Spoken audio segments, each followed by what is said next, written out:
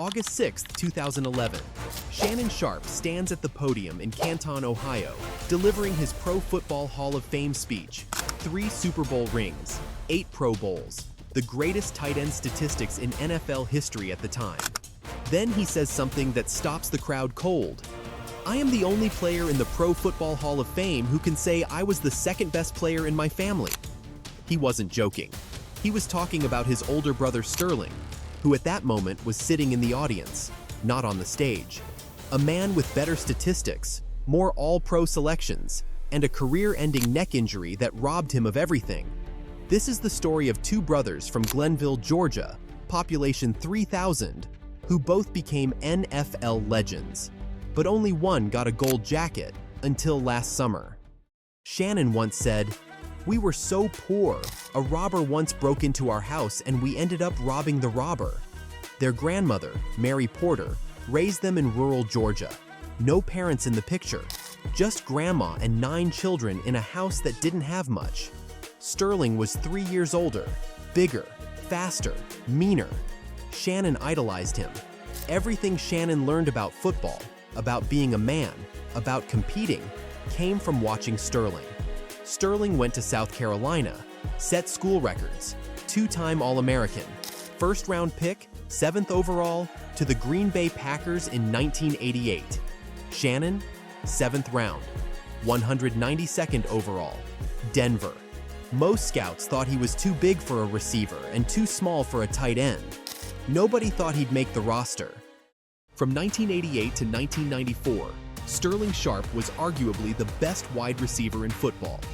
During those 7 seasons, only one receiver had more catches, more yards, more touchdowns: Jerry Rice, the greatest of all time. And Sterling was right behind him. 595 receptions, 8,134 yards, 65 touchdowns. Led the NFL in catches 3 times. Led the league in touchdowns twice. Won the Triple Crown in 1992.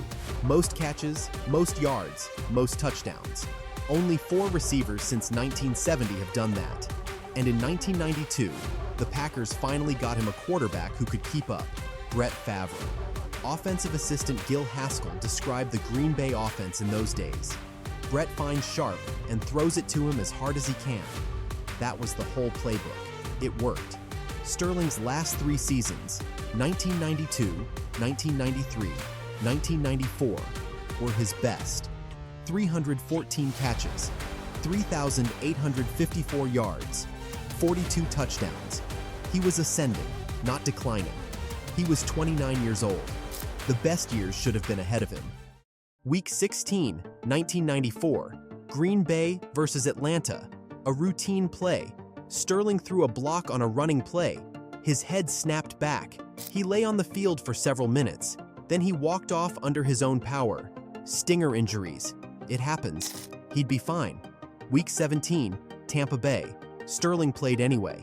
9 catches, 132 yards, 3 touchdowns in a 34-19 win. But afterward, he told reporters, "It was kind of a funny feeling in my right arm. I didn't want to make it worse." Testing revealed the truth: abnormal loosening of the 1st and 2nd cervical vertebrae.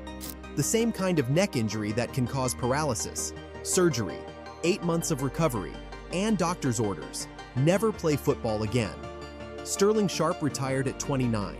Never missed a game in 7 seasons. Career ended by 1 routine block. 2 years later, the Packers won Super Bowl 31, the championship Sterling had spent 7 years building toward.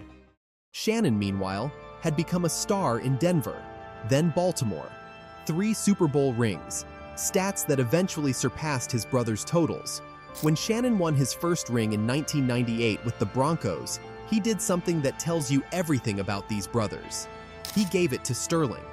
Shannon explained, "The 2 people who influenced me the most, good or bad, are Sterling and my grandmother. Everything I know about being a man, about football, about life, is because of those 2 people." Sterling never won a Super Bowl. 14 months before the Packers finally got there, his neck injury ended everything. So Shannon made sure Sterling got a ring anyway. For 30 years, Sterling Sharpe waited outside the Hall of Fame. The argument was always the same: 7 seasons isn't enough. but Terrell Davis made it with effectively 4 dominant seasons. Gale Sayers made it after playing only 68 games. In August 2025, through a new seniors committee voting process, Sterling Sharpe finally got the call. 30 years after his career ended, he'll be enshrined this summer alongside Mike Holmgren, the coach who watched him dominate in Green Bay. Now, both Sharpe brothers have gold jackets. The second-best player in his family finally got recognition, and somewhere, their grandmother Mary is smiling. The Sharpe brothers came from nothing, a tiny Georgia town, a grandmother who raised them. No advantages except talent and each other. Sterling's career was stolen by injury. Shannon's was extended by luck.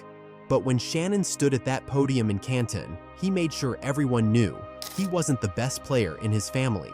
That's brotherhood. That's legacy. Let us know your thoughts in the comment section. Who was the better Sharpe? Before you leave, don't forget to like this video and subscribe so you don't miss the next ones.